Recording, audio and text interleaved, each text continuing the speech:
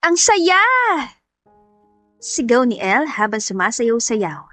Anniversary ng kanilang kumpanya, kaya naman nandito sila sa isang kilalang hotel para magsaya. Kasama niya ang kanyang mga katrabaho at syempre ang kanilang boss.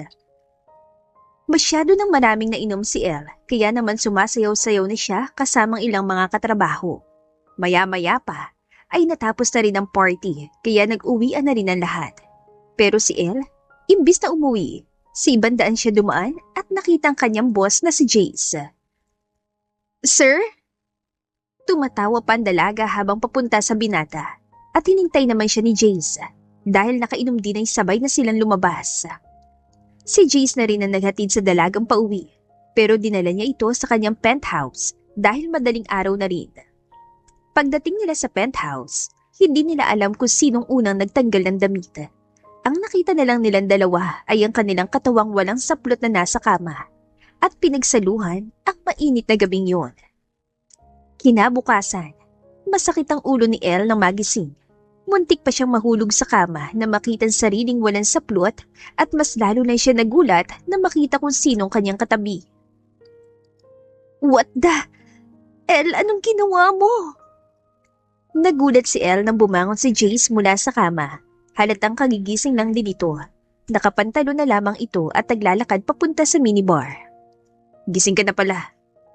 Malalim ang boses nito, parang walang nangyari kagabi. Nanlaki ang mga mata ni Elle at agad na tinakpan ng sarili ng kumot. Sir, anong ginawa natin kagabi? Parang sasabog ang puso niya sa kabathiya. Hindi niya alam kung iiyak ba siya o matatawa na lang sa sarili. Tumingin si G sa kanya habang umiinom ng tubig. Seryoso ang ekspresyon. You don't remember? Umiling-iling si Elle. Pinipigilan ng sariling maalala ang mga halik. Ang init ng mga yakap na hindi niya akalaing mararanasan mula sa kanyang boss. I was drunk. I didn't mean for this to happen. Huminga ng malalim si Jace, saka naupo sa gilid ng kama. Neither did I, but it happened. Hindi makatingin si Elle. Parang gusto niya lamunin siya ng kama sa sobrang hiya. Paano kung kumalat ito sa opisina? Paano kung isipin ng iba na sinamantala niya ang pagkakataon? Sir, let's just forget about this, please. Wala nakakaalam and it should stay that way. Saglit na natahimik si Jace bago siya ngumiti ng tipid. If that's what you want, Elle. Pero, lumapit siya tinitigan ng dalaga. Hindi ko makakalimutan. Nag-init lalo ang pisngi ni Elle. Hindi niya alam kung dahil ba sa kilig, kaba o takot.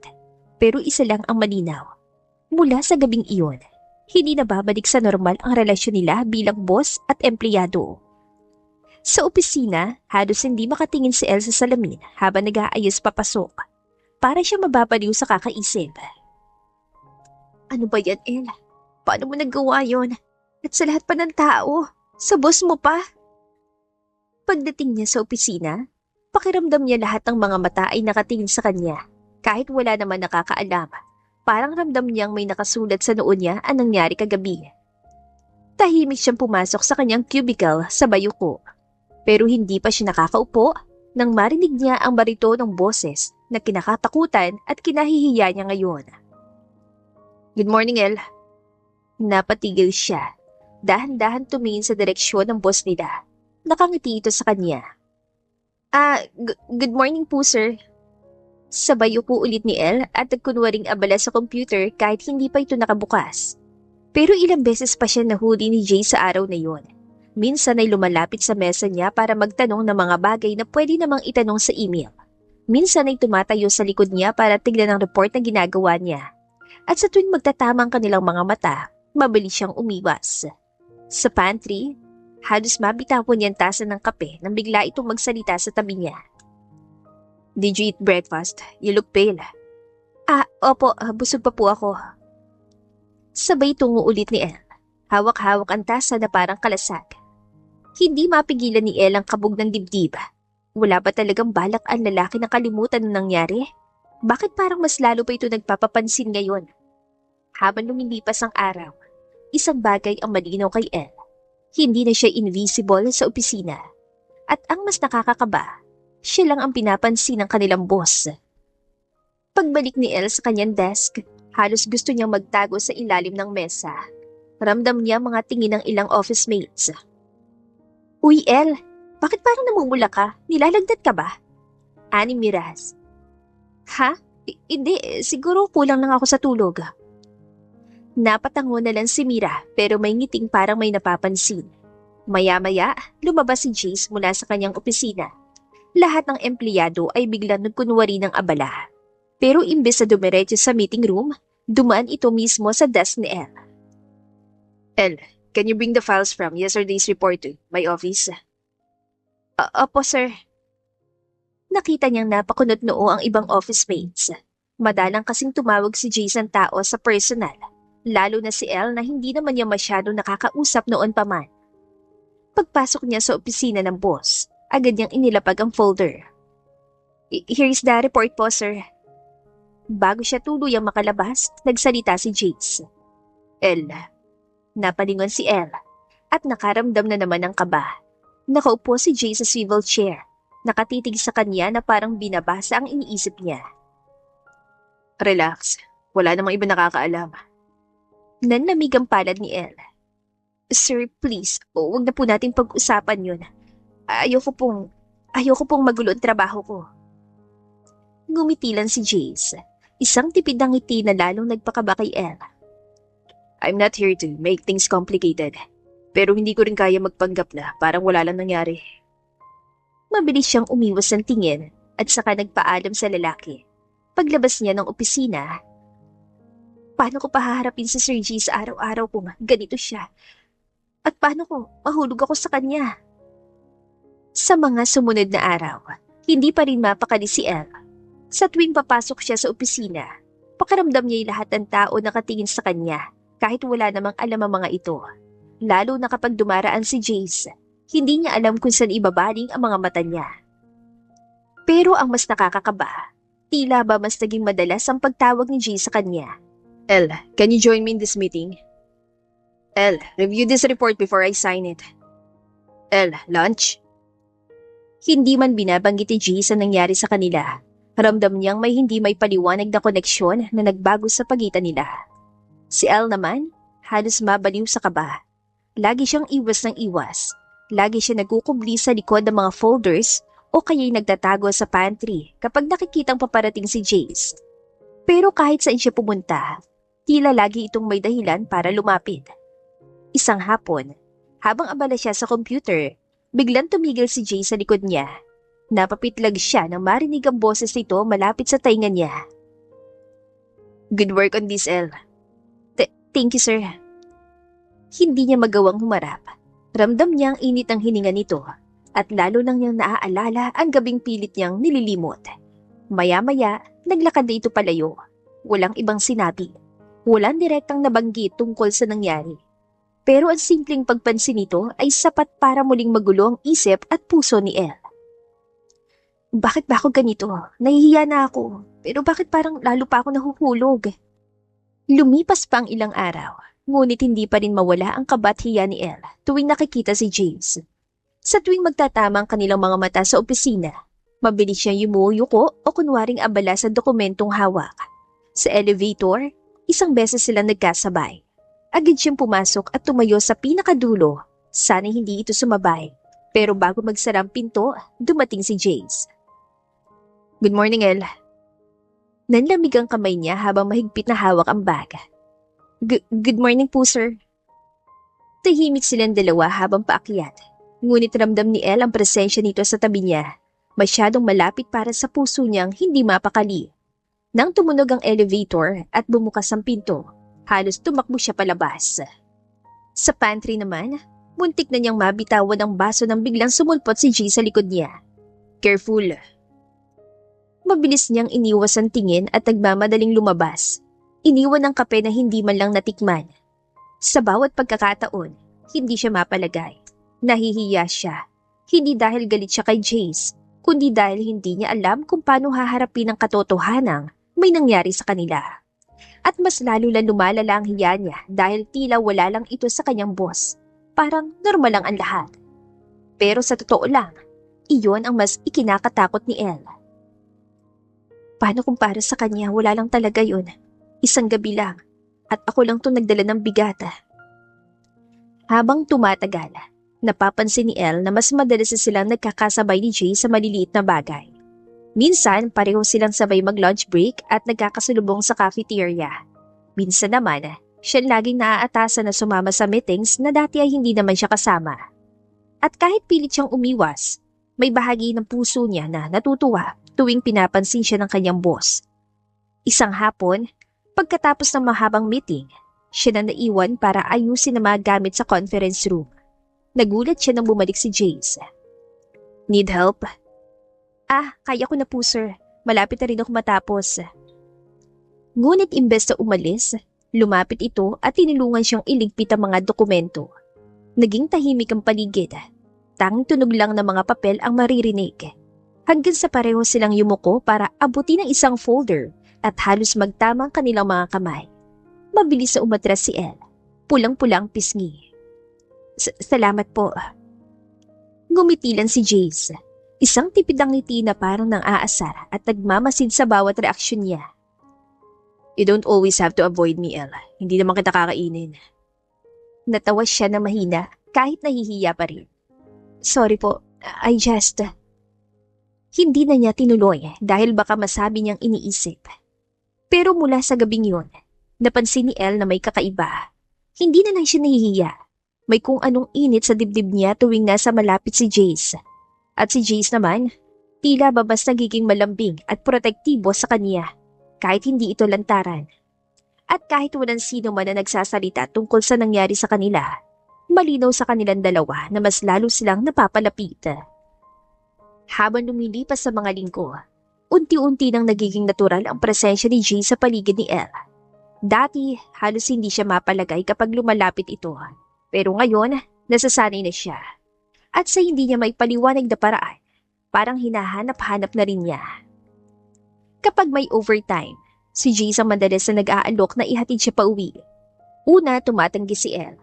Pero ng isang beses ay umulan ng malakas at walang masakyan. Wala na siya nagawa. Sa loob ng sasakyan, tahimik silang dalawa. Tanging tunog lang ng ulan sa salamin at ang mahinang musika mula sa stereo ang maririnig. Okay ka lang ba? You've been quiet the whole day. Okay lang po sir, medyo pagod lang siguro. Tumingin ito saglit sa kanya bago ibinalik ang tingin sa daan. Kung pagod ka, you don't always have to take everything alone. Nandito naman ako. Napalingon si Elle at bahagyang natigilan. Maya-maya, nang makarating sila sa tapat ng apartment, inabot pa ni Jace ang payong para hindi mabasa si Elle. Salamat po sir. Ngumiti si Jace sa dalaga. Anytime, Elle. Pagpasok niya sa loob ng apartment, hindi mapigilan ni Elle ang mapangiti na mag-isa. Nahihiya pa rin siya tuwing naiisip ang nakaraan. Pero hindi niya may kakaila. Mas napapalapit na siya kay Jace at hindi lang dahil boss niya ito. Isang tanghali, habang abala ang lahat sa pag-aayos para sa lunch break, nagulat si Elle nang biglang lumapit si Jace sa mesa niya. Elle, have you eaten? Sabay na tayo. Napatitig siya rito. Halos malaglag ang ballpen niya. Lumingon siya sa paligid at ramdam niyang may mga kasamaan silang palihim na nakikinig. Sir, may baon po ako. Then, bring it. I will eat with you. Wala ni siya nagawa. Kaya naman ilang minuto lang, magkatabi na sila nakaupo sa isang mesa sa company cafeteria. Habang lahat ay abala sa kani-kanilang grupo, ramdam ni Elle na may mga matang nakamasid sa kanila. Pero pinilit niyang huwag magpahalata. Sir, baka mapag-usapan tayo ng iba. Ngumitilan si Jace habang binubuksan ang kanyang lunchbags. Let them. Wala naman tayong ginagawang masama, di ba? Hindi nakasagot si Elle. Sa totoo lang natutuwa siya. Dati pinipilit niyang umiwas. Pero ngayong magkatabi sila, parang komportable na rin siya. Habang kumakain, napansin niya si Jace na biglang inabot ang bottled water at inabot sa kanya. Drink, you look tired. Salamat po. Hindi niya maiwas ang mapangiti. At doon niya naisip, oo, nahihiya pa rin siya tuwing naiisip ang nangyari noon. Pero hito sila ngayon, kumakain na magkasama at parang natural lang. At kahit walang salitang binabanggit tungkol sa nakaraan, Mas lalong lumalapit ang distansya sa pagitan nila. Pagbalik nila mula sa lunch, ramdam ni Elle ang mga tingin ng ilang office mates. May mga nagbubulungan, may mga nakangiti, at may mga kunwari namang walang pakialam. Pero sa loob-loob niya, lalo lang siyang kinakabahan. "Uy, Elle, close na kayo ni Sir ah," ani Mira. Nagulat si Elle at muntik nang mabitawan ng ballpen. "Ha? Hindi ah, nagkataon lang." Ngumisi si Mira. Halatang nagkataon ba talaga? Kasi parang hindi naman ganun si Sir sa iba. Sad pa ni Mira. Namulang pisngi ni Elle. Gusto niya magsalita pa. Pero biglang dumaan si Jace at tumigil sa tapat ng mesa niya. "Elle, can you bring these documents to my office later? I need your input." Opo, sir." Nang umalis na si Jace, naramdaman ni Elle ang mas lalong mapanuksong ngiti ni Mira. Pinili na lang niya magkunwaring abala. Pagdating ng hapon, dinala niya ang mga papeles sa opisina ni Jace. Pagpasok niya, nagulat siya na nakahanda ng 2 tasa ng kape sa mesa nito. "Sir, ito na po yung documents." "Good, and sit down. I ordered coffee. Alam kong pagod ka na sa kakabasa ng reports." Napaupo siya, hindi na nakatanggi. Tahimik silang uminom ng kape habang pinapakita ni Jace ang ilang corrections. Sa gitna ng katahimikan, hindi niya maiwasang mapatingin kay Jace. At nang muli siya nitong nakatitig, ngumiti lang ito. "What?" Wala po." Agad siya yumuko, pero sa puso niya, alam niyang may binabago ang pagiging malapit nilang dalawa. Pagkalipas sa ilang araw, may naging natural na kay Elle ang presensya ni Jace. Hindi siya tulad dati na halos matunaw kapag lumalapit ito, pero hindi rin nawawala ang kaba at hiya.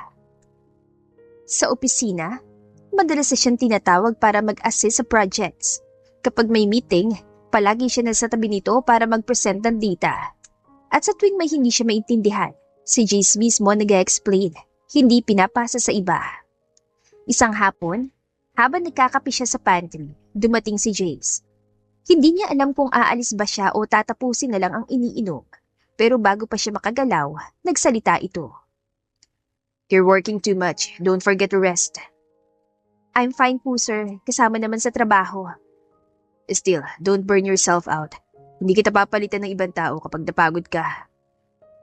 Simple lang ang sinabi, pero parang may kakaibang bigat. Napatingin si Elle sa kanya, saka agad yumuko ulit. "Noted po." Bago umalis, iniabot ni Jace ang isang maliit na chocolate bar. "Para may energy ka." "Salamat po." Isang araw, abala si Elle sa paggawa ng reports na kailangang ipasa bago matapos ang linggo.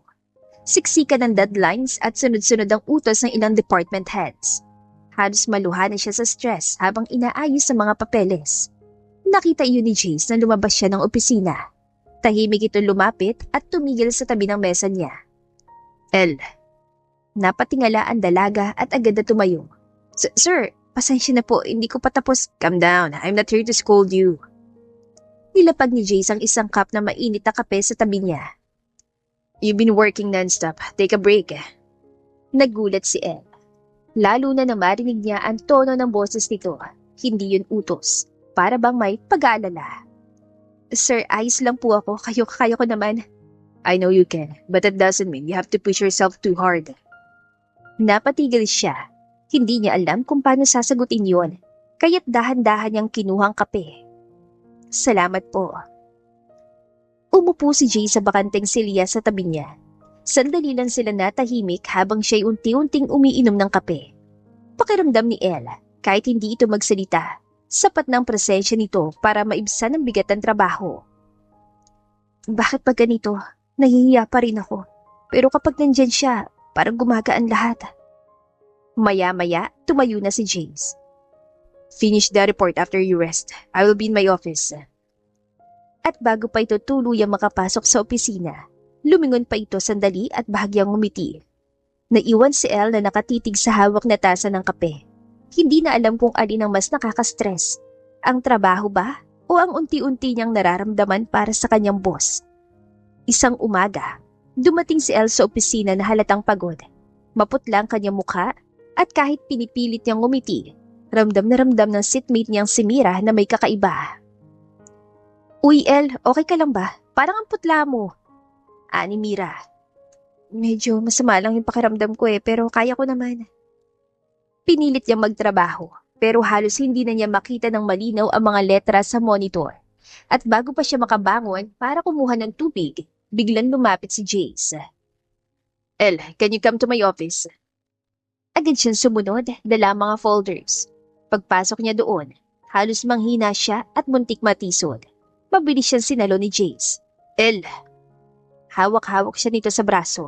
Ramdam ni Jace ang init ng palad ng dalaga. Sorry po, hindi lang ako nakapag-breakfast. Pinaupo siya ni Jace sa sofa. Tumawag agad dito sa secretary at nagpa-order ng gamot at pagkain. You should have told me you weren't feeling well. Ayoko po makaabala, sir. You're not an inconvenience, El. Tahimik siya na patingin dito. Hindi niya alam kung anong isasagot. Lalo na't ramdam niya ang genuine concern sa boses nito. Pagdating ng pagkain at gamot, personal pang iniabot ni G sa kanya mga yon. Eat first before you take this. I will cover for your task today. Rest here for a while. Hindi makapagsalita si El, kaya tumango na lang siya. Habang kumakain siya, ramdam niyang nakabantay lang si Jace mula sa desk nito. Abala sa laptop pero palihim na sumusulyap sa kanya. At sa mga oras na yon, lalong tumibay ang isang katotohanan sa puso ni El.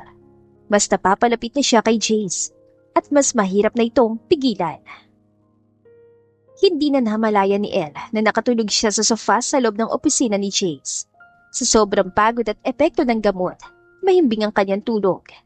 Nang magising siya, unang tumambad sa kanya ang mahinang ilaw ng lampshade at ang malamig na simoy ng aircon. Sandali siya na pabalikwas. Nagulat nang mapansin si Jace na nakaupo sa desk, nakasandal sa upuan habang nagbabasa ng ilang papeles. Tahimik itong napatingin sa kanya nang mapansin na gising na siya. You're awake. Ay, sorry po sir, nakatulog ako.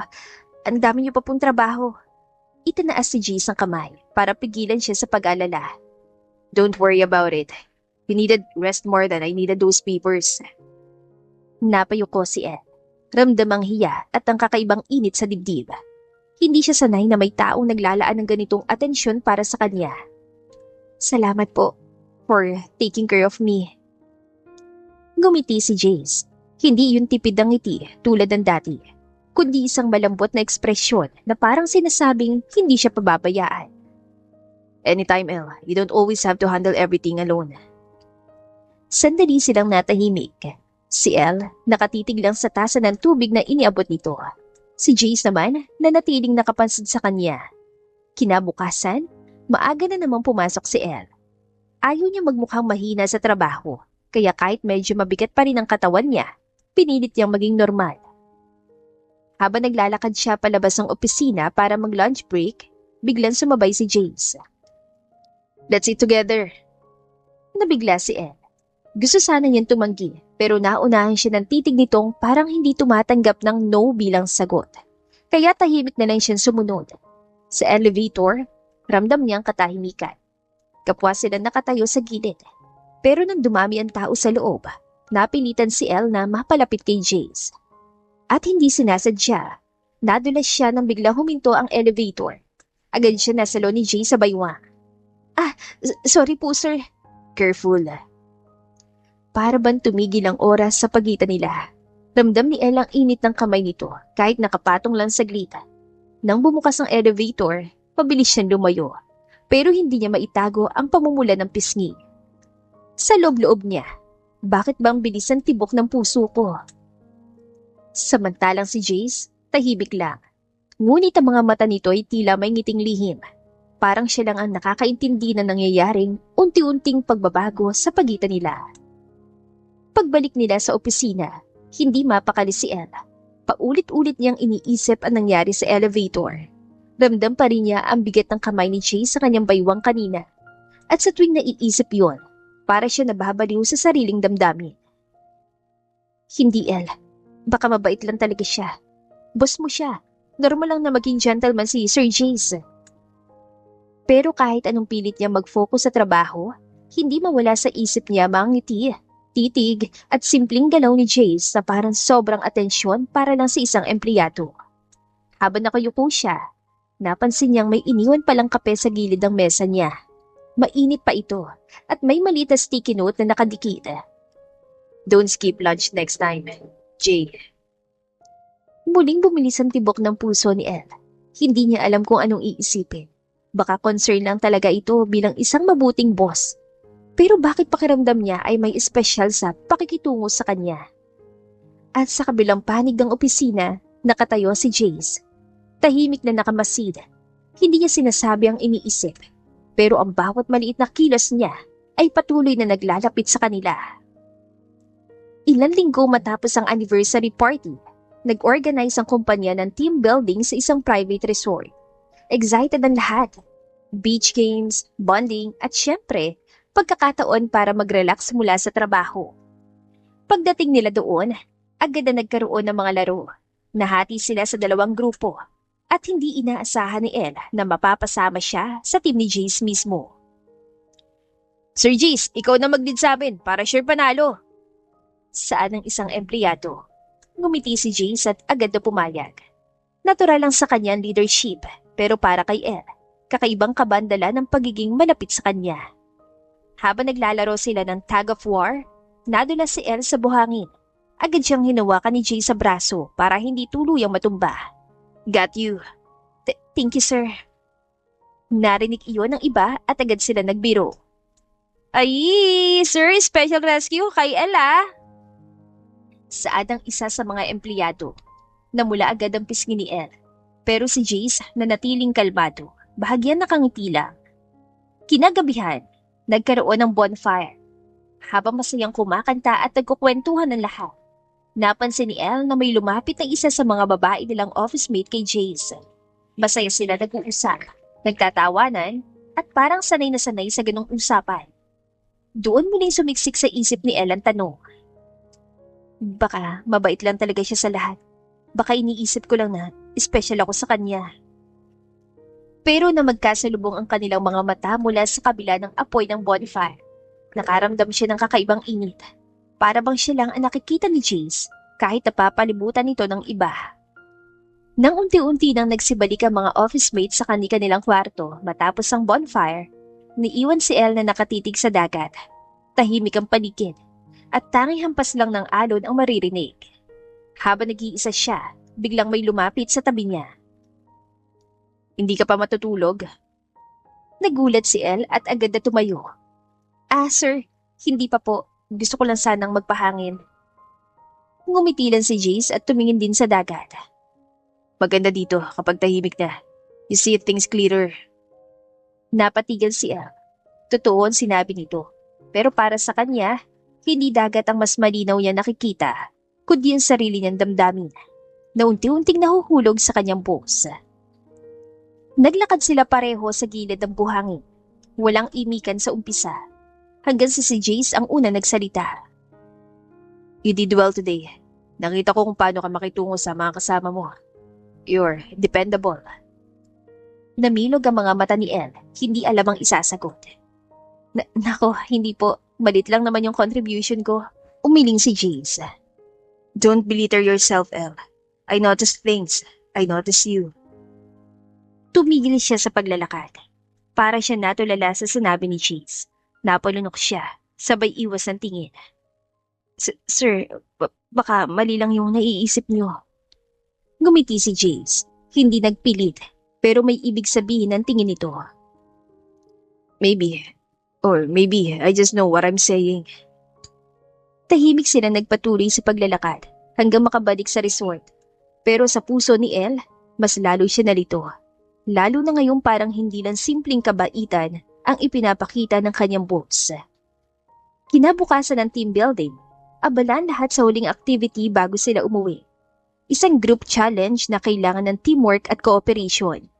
Dahil mainit, inabutan ni Jace ang bottled water si Elle bago pa man siya makapagsabi na nauuhaw siya. "Here, you need this." Salamat po, sir." Agad naman napansin iyon ng mga office mate nila. "Wow, Sir Jace, attentive. Sana all may personal supplier ng tubig." Saad ang empleyado. Special treatment yata yan, El. Sabi pa ng isa. Namula agad ang mukha ni El. Halos hindi makatingin sa kanila. Si Jeez naman, walang imik, kalmado lang. Pero bagya itong ngumiti na parang hindi tinatanggi ang biro.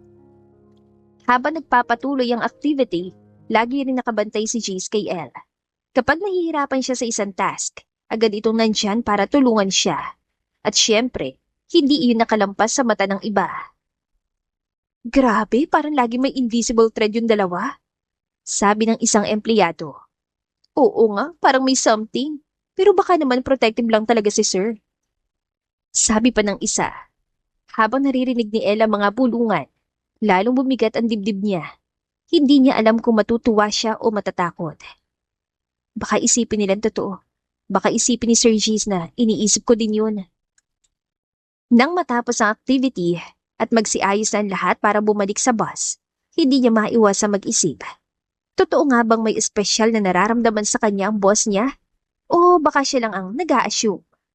At sa hindi niya inaasahan, bago siya sumakay sa bus, sandaling yumuko si Jace at nagsalita. Ignore them. What matters is what's real. Iniwan niyang tulala si El, habang patuloy na lumalakas ang pintig ng puso ng dalaga.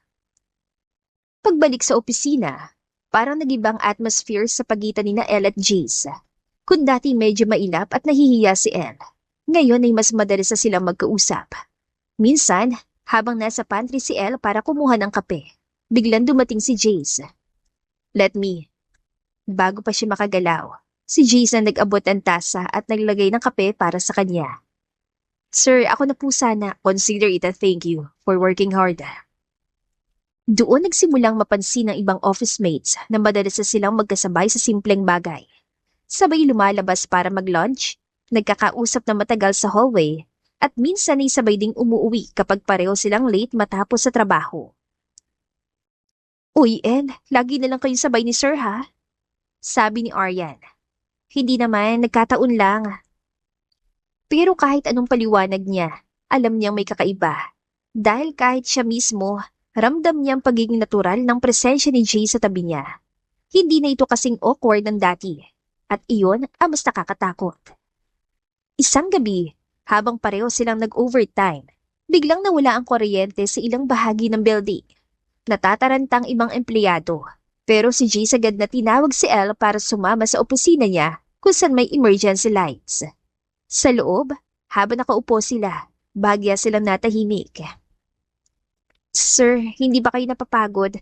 Lagi niyo akong pinapansin. I don't see it as a burden. I see it as a choice. Hindi na nakasagot si El. Sa mga mata pa lang ni Jace, ramdam niyang hindi ito simpleng kabaitan lang. Pagbalik sa normal na takbo ng opisina, nagsimula na ang bulungan. Sa umpisa, biro lang ng ilang office mates. Pero kalaunan, naging malisyoso na. Kaya pala laging close kay Sir, baka may something na. Saan ni Aina? Naku, baka kaya siya napapansin. Alam mo na, ginagamit ang charm. Sabi ni Aryan. Hindi naman siya kagandahan, pero baka may ibang paraan para mapalapit sa boss.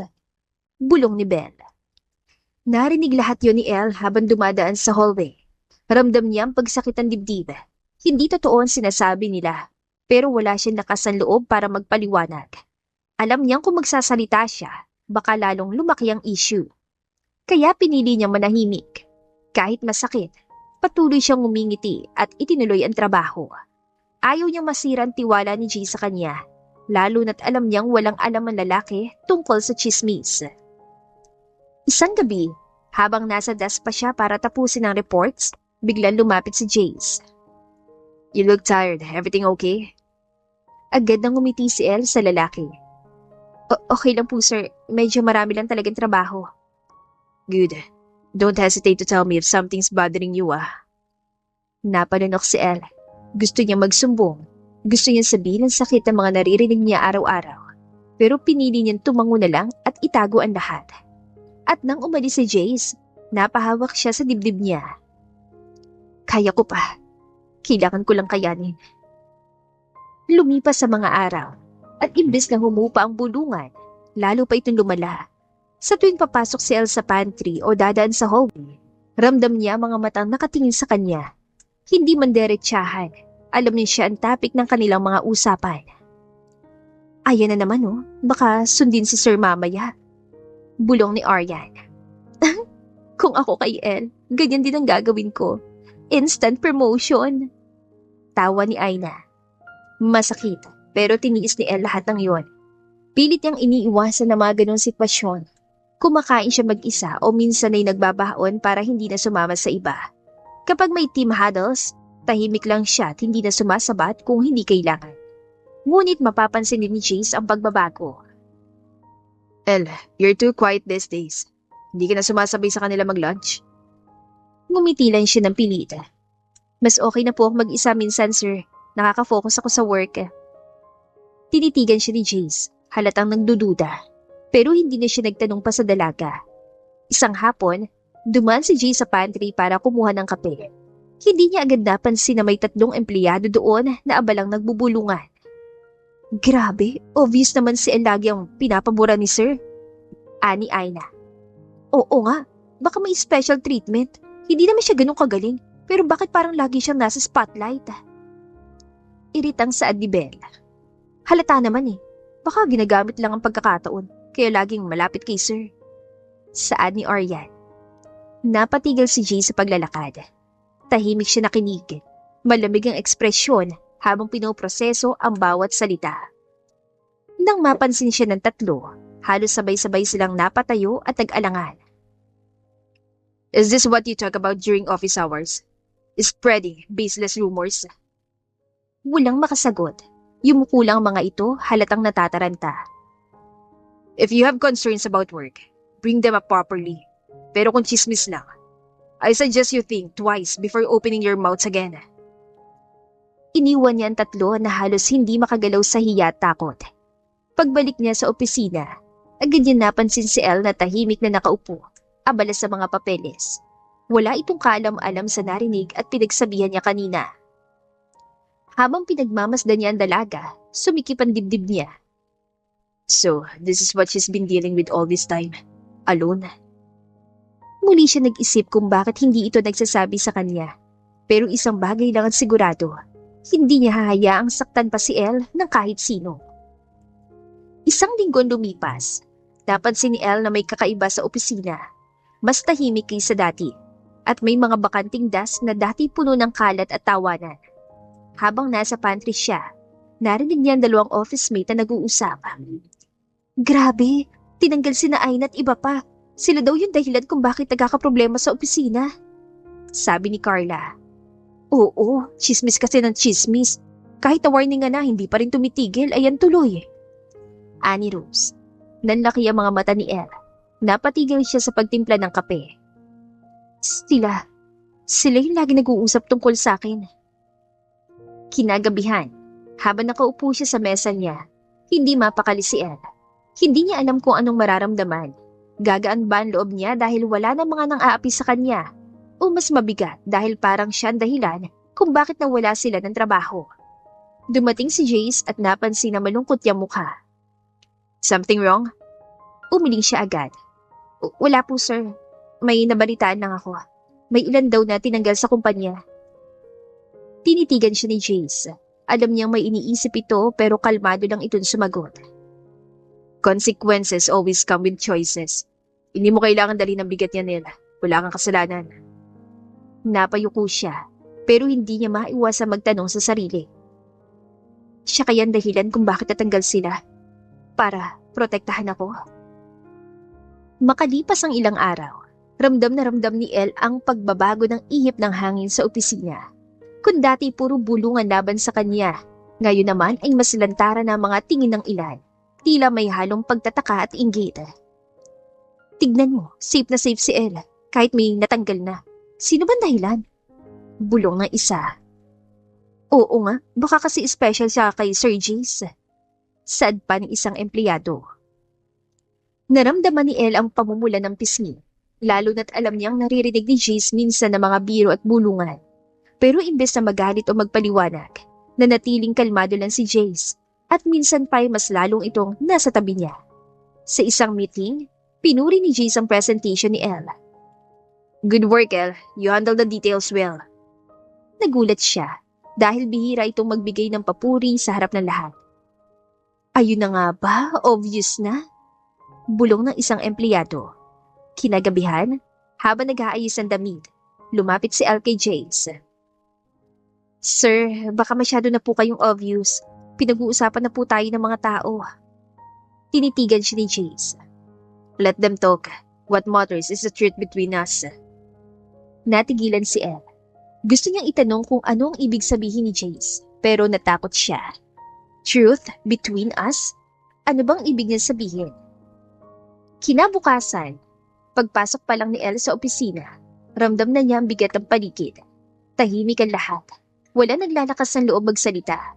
Lumingon siya at nakita si Jace sa seryoso nakaupo sa harap ng conference table. Hawak ang ilang papeles. Hindi ko palalampasin na mga ganitong klase ng empleyado. Kung alam niyo lang ay manghusga, manira ng kasamaan at hindi gawin ang trabaho, then you don't belong here. Isa-isang pinatawag ni Jace ang 3 tao. Habang naglalakad ang mga ito palabas, halos nakayuko sila. Hindi makatingin sa iba. Lahat ang nasa opisina, kabilang si El, tahimik lang na nakamasid. Pakiramdam ni El, bumigat ang dibdib niya. Alam niyang kaya nagalit si Jace ay dahil sa patuloy na chismis tungkol sa kanya. At ngayon, siya mismo ang saksi sa kung paano ito tinatrato ni Jace. Hindi lang bilang boss, kundi parang may personal na dahilan. Kinahapunan matapos ang mainit na araw sa trabaho.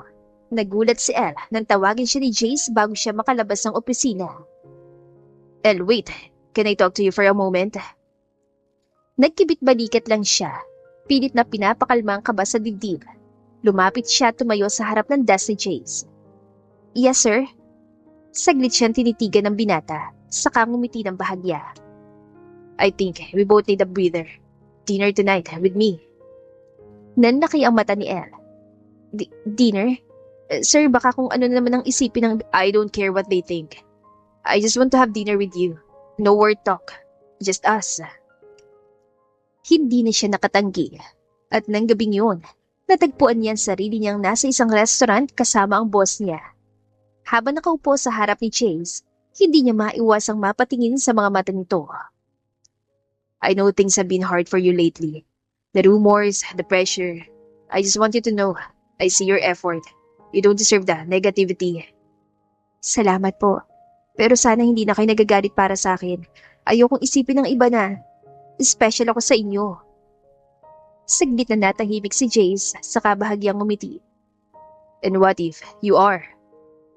Parang biglang tumigil ang oras para kay Ed. Ramdam niya ang pamumula ng kanyang pisngi at hindi niya alam kung paano sasagutin yon. Sa loob-loob niya, may parte ng sarili niyang matagal nang gustong marinig ang mga salitang yon.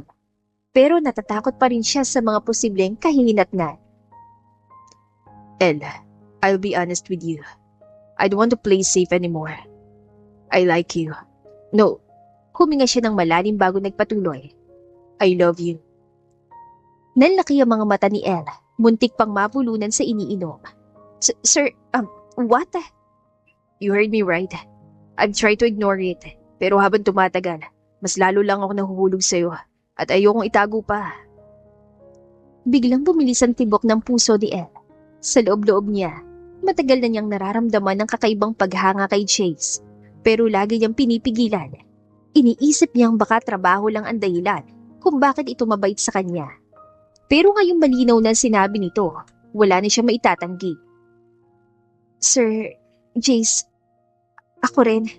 I like you too. From the start, I tried to deny it pero gusto rin kita.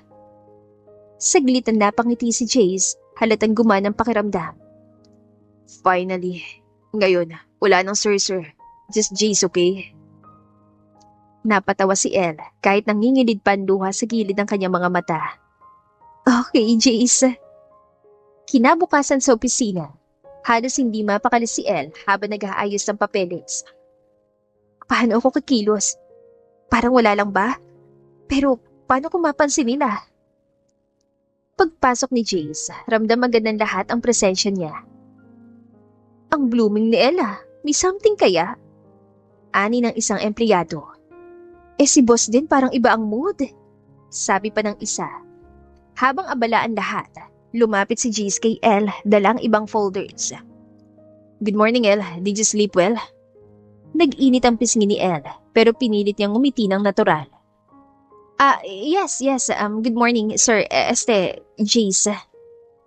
Halos mabitawan ni Elle ang ballpen niya nang bigla itong ngumiti. Isang iting bihirang makita ng iba. At para bang lalo lang nitong kinumpirma ang damdaming itinatago nila. Sa isang meeting, nahuli ni Elle ang sarili niya nakatitig kay Jace habang nagsasalita ito. At nang magtagpo ang kanilang mga mata, mabilis siyang umiwas. Pero hindi nakaligtas ang munting ngiti sa labi ni Jace. Paglabas nila, dumaan ito sa tabi niya at bahagyang bumulong. Careful, Elle, baka mahalata nila. Napakagatlabi siya, pinipigil ng matawa. Ang hirap palang itago kapag totoong masaya ka. Sa mga sumunod na araw, kahit walang malinaw na kilos, ramdam ng buong opisina na mas lalo pang lumapit ang loob ni Jace kay Elle. At kapag pilit nilang itinatago, may kakaibang spark sa pagitan nila na mahirap itanggi. Isang gabi, overtime na naman ang buong department. Unti-unti na nag-uwian ng mga empleyado matapos maisubmit ang kani-kanilang reports. Si Elle, abala pa rin sa pag-aayos ng ilang papeles sa kanyang desk. Nang mapansin niya, siya na lang palang natira, maliban kay Jace na nasa loob ng office nito. Habang nag-aayos ng gamit, lumabas si Jace dala ang kanyang code. You're still here? Oo Jace, may inaayos lang akong files. Malapit na rin naman itong matapos. Tumango si Jace at bahagyang umiti. Good, pero wag mo masyadong pagurin ang sarili mo ah. Gusto ko pa makita ang ngiti mo bukas, hindi yung lutang na dahil kulang sa tulog. Napayuko si Elle. Pilit tinatago ang pamumulan ng pisngi. Ngunit sa halip na umalis, lumapit si Jace sa desk niya at marahang kinuha mga papel mula sa kamay niya. Jace, ako na dyan. Hindi, enough for tonight. Come on, I'll walk you out. Naglakad silang dalawa sa tahimik na hallway ng opisina. Wala nang ibang tao. Tanging tunog lang ng kanilang mga hakbang ang naririnig. Nang makarating sila sa lobby, saglit silang natigilan. Alam ko sinusubukan nating itago. Pero Elle, kapag tayong dalawa lang, I don't want to pretend. Bago pa siya makapagsalita, marahil siyang hinawakan ni Chi sa kamay. Hindi niya may paliwanag pero imbes na alisin yon, hinayaan niya lang. Jeez, baka may makakita. Wala ng tao at kung mayroon man, I don't care. Matapos ang ilang linggo ng puro trabaho at tensyon sa opisina, nagulat si Elle sa biglang sinabi ni G sa kanya. Elle, you've been working so hard lately. I think you deserve a break. Come with me. Let's go to Boracay this weekend. Ha? Boracay? Tayo lang? Yes, tayo lang. Hindi niya alam kung paano siya napa-oo. Pero ilang araw lang ang lumipas, nasa puting buhangin na sila ng Boracay. Sa unang pagkakataon, nakita ni Elle si Jace na naka-board shorts at plain shirt. Relax at walang bakas ng pagiging istrikto nitong boss. Habang naglalakad sila sa dalampasigan, mahangin at malamig ang simoy, ramdam ni Elle ang kakaibang ginhawang hindi niya nararanasan sa opisina. Parang hindi kita boss dito. Good, kasi dito, I just want to be Jace. And with you, Elle. Kinagabihan, nag-dinner sila sa tabi ng dalampasigan. May ilaw ng kandila sa kanilang mesa at maririnig ang mahinang hampas ng alon. Elle, thank you for coming with me. I know this is new for you, for us. But every moment I spend with you, mas lalo kong nakukumpirma. I don't want this to end. Hindi na nakasagot agad si Elle. Ramdam niya ang kaba at kasabay noon ang saya. Parang unti-unti nang nawawala ang takot niya na baka panandalian lang ang lahat. Pagkatapos ng dinner, naglakad silang dalawa sa baybayin, magkahawak ang kamay. Habang naglalakad sila sa baybayin, malamig ang hangin at maliwanag ang buwan na tumatama sa alon. Tahimik silang dalawa, magkahawak ang kamay. Ramdam ni Elle ang mabilis sa tibok ng puso niya, lalo na nang maramdaman niyang huminto si Jay sa paglalakad. Dahan-dahan siyang humarap sa kanya. Elle, ang tagal kong hinintay na masabi mo rin kung anong nararamdaman mo. And now that I know, I don't want to waste any more time. Bumaba ang tingin ni Elle sa labi ni Jace, saka mabilis na umiwas. Pero hinawakan siya dito sa pisngi at marahang itinagilid ang mukha niya pabalik. Jace, shh, just this moment. Unti-unti silang naglapit.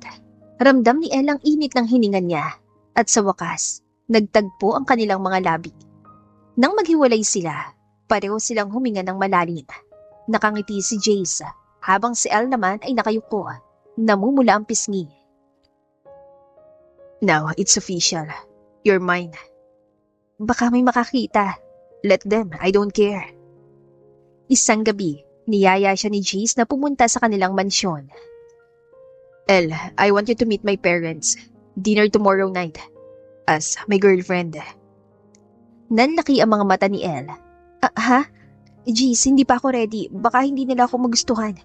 They'll love you, and even if they don't, I don't care. What matters is us. Kinabukasan, nakasuot si Elle ng simple pero eleganting dress. Halata ang kaba sa kanyang mukha habang papalapit sila sa malaki at marangyang mansyon ng pamilya ni Jace. Pagpasok nila, sinalubong sila ng mga magulang nito. So, this is Elle. We've heard a lot about you. Ani ng ina ni Jace. Good evening po. It's an honor to meet you. Sa hapagkainan, habang tumatagal, unti-unting gumaan ang usapan. Nagsimulang magtanong ang ama ni Jace tungkol sa trabaho ni Elle at mas lalo silang natuwa nang malaman kung gaano kasipag at kung gaano karesponsable ang babae. I can see why my son chose you. You have character. Saan ang ama ni Jace? Halos maluha si Elle sa narinig at bahagyang napangiti si Jace, proud na proud sa kanya. Pagkatapos ng dinner, habang naglalakad sila sa hardin ng mansyon, marahan siya niyakap ni Jace mula sa likod. See, I told you, you belong with me, Elle.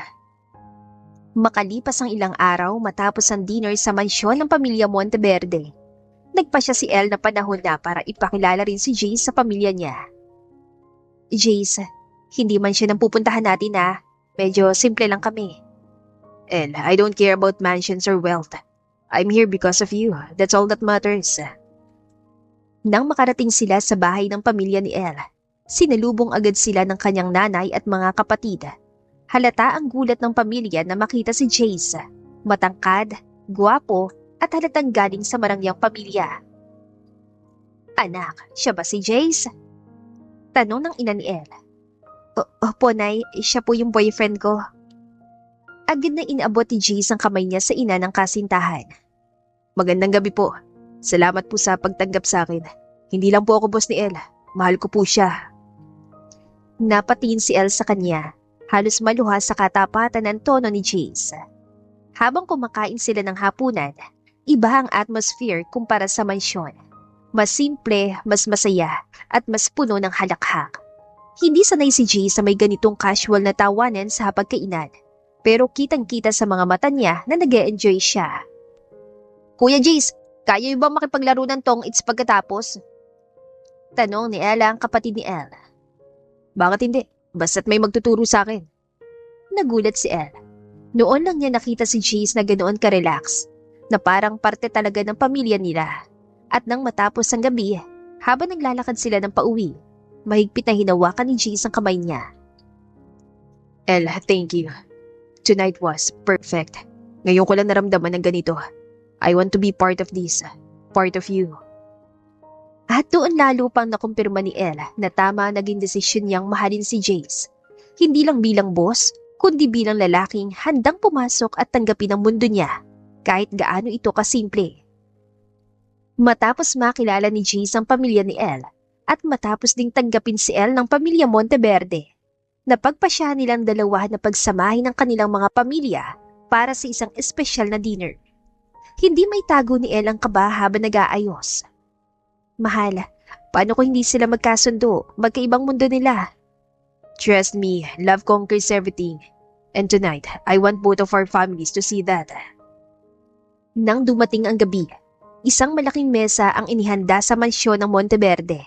Dumating ang pamilya ni Elle. Medyo nahihiya pero nakangiti. Sinalubong agad sila ni na Mr. and Mrs. Monteverde.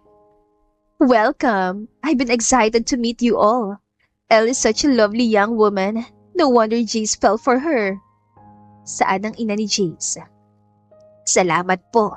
Hindi namin inaasahan na ganito nyo kami tatanggapin. Saad ang ina ni Elle. Maya-maya pa, nagsimula na ang dinner. Masarap ang pagkain, pero higit sa lahat, masarap pakinggan ang halakhakan at kuwentuhan sa paligid ng mesa. Ang mga kapatid ni Elle natatawa habang tinuturuan si Mr. Monteverde ng ilang lokal na laro sa cellphone.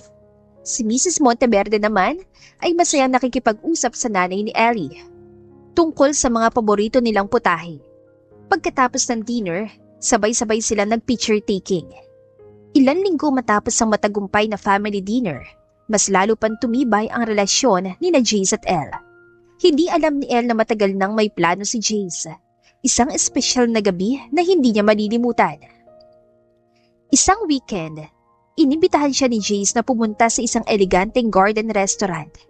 Tahimik ang paligid. May mga fairy lights at mga kandila sa bawat mesa. Nagtataka si Elle kung bakit tila may kakaibang kasabikan sa mga mata ni Jace. Ang romantic naman ito. May pinaplano ka bang surpresahin ako? Maybe, you'll see. Pagkatapos silang mag-dinner, tumayo si Jace at hinila si Elle papunta sa gitna ng garden, kung saan nakahanda ang isang malita stage na may mga bulaklak. Biglang tumugtog ang isang violinist ng paborito nilang kanta at nagsimulang umilaw ang paligid. Nabigla si Elle. Jace, ano to? Lumuhod si Jace sa harap niya. Hawak ang isang pulang kahon. Binuksan niya ito at tumambad ang isang napakagandang singsing na kumikislap. Elle, simula nung nakilala kita, binago mo buhay ko. Hindi lang bilang boss o empleyado, kundi bilang isang lalaki na natutong magmahal ng totoo. Hindi ko kayang isipin ang kinabukasan kung wala ka sa tabi ko. Will you marry me? Naluha si Elle, natakpan ng bibig at halos hindi makapagsalita. Ang lahat ng tao sa paligid ay nagsimulang pumalakpak. Hinihintay ang sagot niya. Yes, Jace. 1,000 times yes. Tumayo si Jace, isinuot ang singsing sa daliri ni Elle at niyakap siya na mahigpit. Pagkatapos ng matagumpay na proposal sa garden, agad na kumalat ang balita sa kani-kanilang pamilya. At gaya ng inaasahan, parehong pamilya ni Jace at Elle ay labis na natuwa. Kaya naman, hindi na nag-aksaya ng panahon si Jace. Agad siya nag-organize ng isang engagement celebration sa mismong mansyon ng pamilya niya. Pagdating ni Elle sa mansyon, sinalubong agad siya ng masiglang pagbati. Ang buong lugar ay puno ng bulaklak, ilaw at dekorasyon na tila isang mini wedding na rin. Naroon ang mga magulang ni Jace, pati ang mga kapatid at malalapit na kaibigan, at syempre, ang pamilya ni Elle na masayang masaya para sa kanya. Welcome to the family, Iha. Alam ko matagal ka na talagang para kay Jace. Kitang-kita sa mga mata niya kung gaano kanya kamahal. Saad ang ina ni Jace. Salamat, Jace, dahil minahal mong anak ko ng totoo. Naluluhan saad ng ina ni Elle. Habang nagaganap ang celebration, hindi mapigilan ni Elle na mapangiti habang pinagmamasdan ng dalawang pamilya na magkasama nag-uusap at nagtatawanan. Sa gitna ng kasayahan, biglang tumayo si Jace at pinatunog ang baso para makuha ang atensyon ng lahat. Hawak-hawak niya ang kamay ni Elle. Thank you everyone for being here tonight. I just want to say how grateful I am. Not just for Elle saying yes to me, but also for welcoming her into my life, into our family. This is only the beginning, and I promise to love and protect her for the rest of my life. Nagpalakpakan ang lahat at agad na namula si Elle. Sabay yakap kay Jace. Pagkatapos ay nagkaroon pa ng sayawan, kantahan at tawanan. Kinabukasan, matapos ang masayang selebrasyon, maagang dumating si Jace sa bahay ni Elle para sunduin siya. Halata ang saya sa mukha nito habang hawak-hawak pa ang kamay ng fiancé. Handa ka na ba, love? Simula na ng ating wedding preparations. Parang ang bilis naman, mahal. Pero oo, ready na ako. Basta kasama kita. Una nilang pinuntahan ang isang kilalang wedding planner na inirekomenda ng pamilya ni Jace. Habang nakaupo sila sa isang mahaba at eleganting mesa, inilatag ng planner ang mga sample ng disenyo para sa kasal. Mula sa venue, kulay ng motif, hanggang sa gown at suit. Since kayong dalawa ay parehong classy at elegant tingnan, bagay na bagay sa inyong garden wedding na may kombinasyon ng white and blush pink motif. Pero syempre, kayo magdedesisyon. Saan ang wedding planner? Nagkatinginan sina Jace at Elle, at pareho na pangiti. Gusto ko rin ng something simple pero romantic. Hindi kailangan sobrang engrande, basta intimate at meaningful. Anything na gusto mo, mahal. Basta ikaw ang bride ko, perfect na agad yun. Namula si Elle sa narinig at napangiti ang planner na tila kinikilig rin sa sweetness ng dalawa. Pagkatapos ay pumunta naman sila sa bridal shop para makita ang mga gown. Nang isukat ni Elle ang isang simpleng puting gown na may lace details, hindi napigilan ni Jace na mapatitig na matagal. She looks like an angel. Jace, wag kang ganyan, nakakahiya. Ngunit halatang natutuwa siya sa mga titig ng kanyang fiancé. Habang patuloy ang wedding preparations, pagpili ng venue, pagtikim ng wedding cake, at pagpili ng mga ninong at tinang, mas lalo silang napapalapit sa isa't isa. At kahit may mga maliliit na stress at hindi pagkakaintindihan sa detalye, natututo silang mag-adjust at mas nagiging matatag ang kanilang relasyon. Tumating na ang pinakahihintay na araw, ang kasal ni Jace at Elle. Mula pa lang sa umaga, dama ng excitement at emosyon ng lahat. Anak, hindi ko akalain na aabot tayo sa araw na ito. Ang saya-saya ko para sa iyo. Saan ang ina ni Elle? Nay, salamat sa lahat. Promise, magiging masaya ako kasama si Jace. Samantala, si Jace naman ay nasa kabilang suite, kasama ang kanyang mga kaibigan at pamilya. Suot niyang itim na tuxedo na perpektong bumagay sa kanyang tindig. Hindi mapigil ng kanyang mga kaibigan na asarin siya. Bro, ngayon ka na ikakasal. Sigurado ka ba? Baka mamaya kabahan ka, tumakbo ka. Ani Ace. Kung tatakbo man ako, siguro papunta kay Elle. Hindi ko na kaya mawala pa siya. Pagdating ng oras, nagsimula ng seremonya. Ang venue ay isang napakagandang garden. Puno ng bulaklak at ilaw. Parang eksena sa isang fairy tale. Ang mga bisita ay nakaupo na, excited na makita ang bride. At nang bumukas ang pinto, lumakad si Elle papunta sa altar. Hawak ang kamay ng kanyang ama. Halos suminto ang mundo para kay Jace. Hindi niya mapigilang mapaluha habang pinagmamasdan ng babaeng mamahalin niya habang buhay. Paglapit ni Elle, magkahawak kamay silang tumayo sa harap ng altar. Tahimik na tumingin si Jace sa kanya. You're the most beautiful bride, Elle. And you're the only man I'll ever say yes to, again and again. Nang oras na para sa kanilang wedding vows, si Jace ang unang nagsalita. Elle, nung una kitang nakilala, hindi ko inakala ng isang gabi ay magpapabago ng buhay ko. Pero mula noon, natutunan kong mahalin ka ng totoo. Today, I vow to protect you, to support you, and to love you every single day, for the rest of our lives. Halos mapayak si Elle sa kanya narinig mula kay Jace. Tumikhi muna siya bago tuluyan nagsalita. Jace, hindi ko rin inakala na darating ang araw na ito. Pero salamat, dahil ipinakita mo sa akin na karapat dapat akong mahalin. At higit pa doon, pinili mo ko. I vow to stand by you, to love you, and to choose you every single day. Nang sabihin ng pari ang mga salitang, you may now kiss the bride. Naghiyawan at nagpalakpakan ng lahat. Hinalikan ni JCL ng buong pagmamahal, habang nagtatayuan at nagsisigawan ng congratulations ang mga bisita. Matapos ang engranding kasal at masayang reception, dumiretso sina Jace at Elle sa kanilang honeymoon destination. Isang luxury villa sa Maldives, malapit sa dagat at tila kristal ang tubig. Pagdating nila, sinalubong sila ng malamig na hangin at isang tanawin na parang nasa postcard. Ang villa ay may infinity pool, terrace na may view ng dagat, at kama na puno ng petals. Mahal, this is breathtaking. Para tayong nasa ibang mundo. Yes, pero mas breathtaking ka. Namula si Elle at tinulak siya ng marahan. Ang cheesy mo pa rin. Cheesy, pero totoo. Kinagabihan, nag-dinner sila sa tabing dagat. May kandila sa mesa, background music mula sa violinist, at liwanag ng buwan na tumatama sa kanilang paligid. Habang kumakain sila, bigla nilang hinawakan ni Jace ang kamay ni Elle. Alam mo ba, mahal, habang buhay kong alalahanin ng gabing to, hindi lang dalahanin mo natin, kundi dahil ito'ng simula ng walang katapusang forever nating dalawa. Salamat, mahal. Kasi pinaparamdam mo sa akin na ako lang at wala ng iba. Pagkatapos ng dinner, naglakad sila sa baybayin, nakapaa sa buhangin.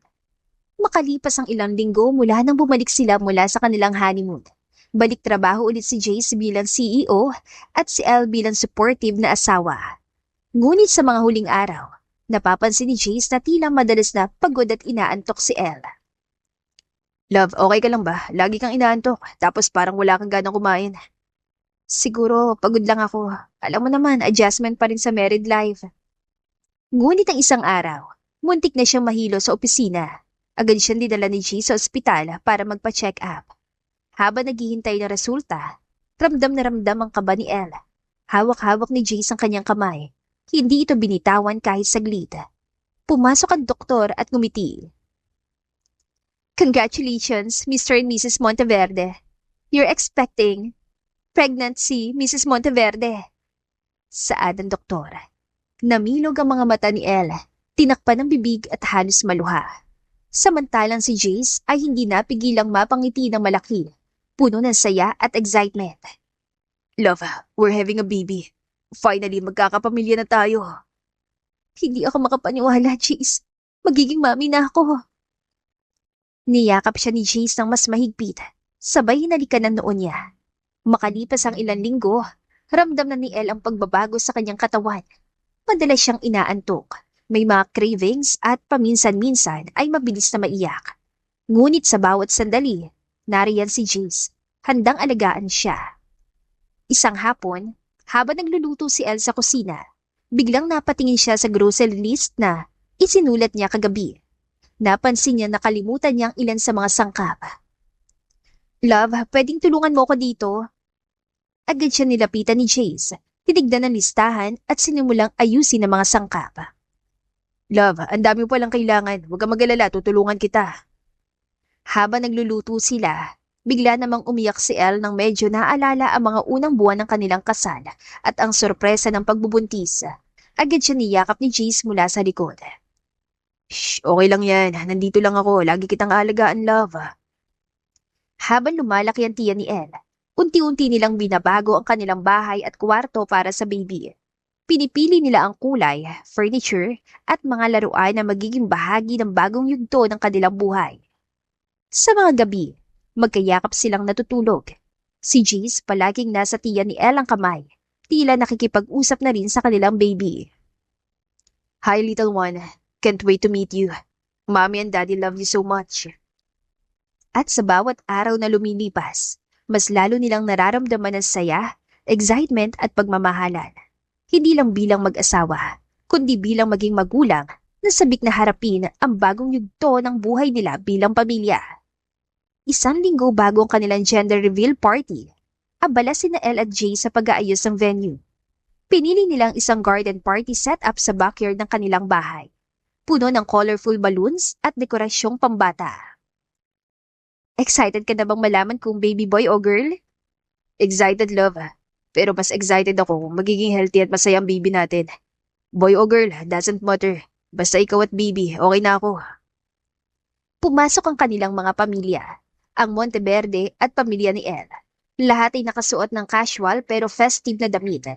May mga lamesang puno ng pagkain at cake na may kulay na itim at puti sa ibabaw. Nang magsimula ng party, humarap si Jace at Elle sa kanilang mga bisita na nasa gitna. Hawak ang isang malaking balloon na may label na Pop Me. Ready ka na? Ready na. Sabay nilang tinusok ang balloon at biglang lumipad ang maraming confetti. Pink. It's a girl. Baby girl natin. Amazing. A little princess for us. She's going to be as beautiful as her mommy. Lahat ng bisita ay nagsigawan at nagpalakpakan. Puno ng saya at halakhak. Kitang-kita sa mga mata ni Elle ang kasiyahan at pagmamahal. Hindi lang sa magiging anak, kundi pati na rin sa lalaking nasa tabi niya. Sa hapon na yon, naglaro sila ng mga baby games, nagkat ng cake at nag-picture taking kasama ang dalawang pamilya. Ang halakhak at tawanan ay umalingaw sa buong garden. Sa gabi, Habang nakayakap sa sofa, hawak ang tiyan ni Elle at ang kanyang maliit na princess, ngumiti si Jace. Mahal, excited na ako sa bagong buhay natin. Ang baby girl natin, magiging masaya at mamahalin ng lahat. Mahal, love na love ko talaga kayo. Ikaw at ang baby natin. Sa unang trimester ng pagbubuntis ni Elle, ramdam niya lahat ng pagbabago. Madalas na pagod, paminsang pagsusuka, at biglaang pagbabago ng mood. Ngunit sa kabila ng lahat, nariyan si Jace, laging handang alagaan siya. Isang umaga, napansin ni Jace na hindi makabangon si Elle mula sa kama. Agad niya itong nilapitan. Love, okay ka lang ba? Gusto mo ba ng tubig o magpahinga lang tayo? Mas okay siguro kung magpapahinga muna tayo. Dali-dali siya niyakap ni Jace. Habang nakayakap, marahang humaplos sa tiyan ni Elle si Jace. Ay baby, daddy's here. Everything's gonna be okay. Sa mga susunod na araw, naging rutina nila ang mga simpleng bonding moments. Magkasama sa kusina habang nagluluto ng light meals. Sabay na naglalakad sa garden ng bahay. At kahit simpleng movie nights, hawak-hawak ang kamay ni Elle. Ang sweet mo talaga, mahal. Kahit sa mga simpleng bagay, nararamdaman kong pagmamahal mo. Hindi lang sa simpleng bagay, love. Sa lahat ng bagay. Ikaw ang priority ko, lagi. Ang kwento ni na Elle at Jace ay nagtuturo na ang tunay na pag-ibig ay dumarating sa tamang oras at sa paraang hindi inaasahan. Muli sa isang gabing puno ng pagkakamali, nauwi ito sa pagbuo ng tiwala, respeto at pananagutan.